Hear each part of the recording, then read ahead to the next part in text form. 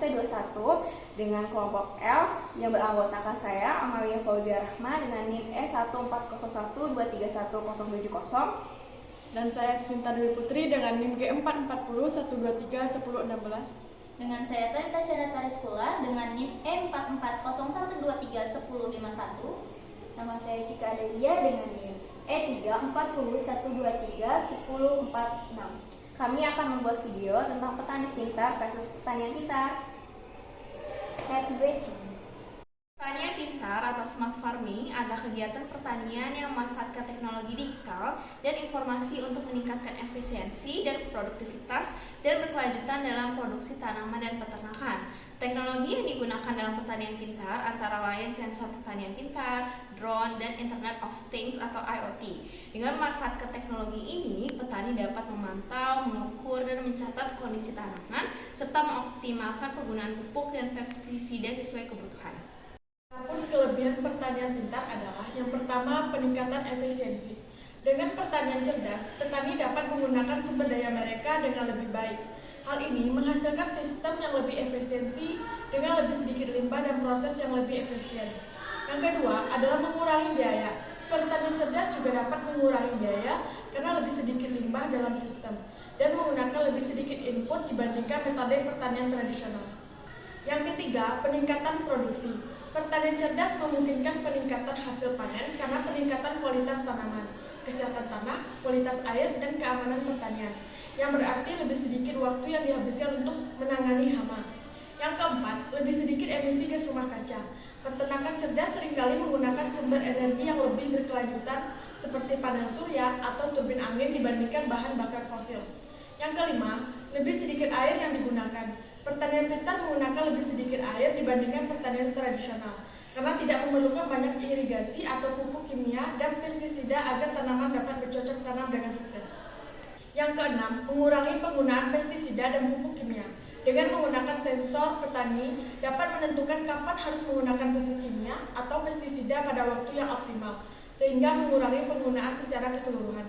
Yang ketujuh, pengelolaan jarak jauh. Petani mencari jawaban yang lebih baik terhadap permasalahan pengelolaan mereka karena pertanian mereka terletak di daerah terpencil dan di luar negeri. Teknologi pertanian pintar memungkinkan solusi dari pertanian cerdas, memungkinkan petani mengendalikan ladang mereka menggunakan perangkat pintar dari jarak jauh. Kelemahan pertanian pintar yang pertama adalah dampak pertanian cerdas terhadap perubahan iklim masih belum jelas. Pertanian cerdas dapat membantu mengurangi emisi gas rumah kaca dengan mengurangi kebutuhan akan traktor dan mesin lain yang menggunakan bahan bakar fosil. Yang kedua, pertanian pintar akan mengikuti model yang sama dengan pertanian konvensional, operasi skala besar dengan tenaga kerja murah dari para pekerja imigran yang tidak mau berbicara sendiri mengenai kondisi kerja atau gaji jika mereka menerimanya.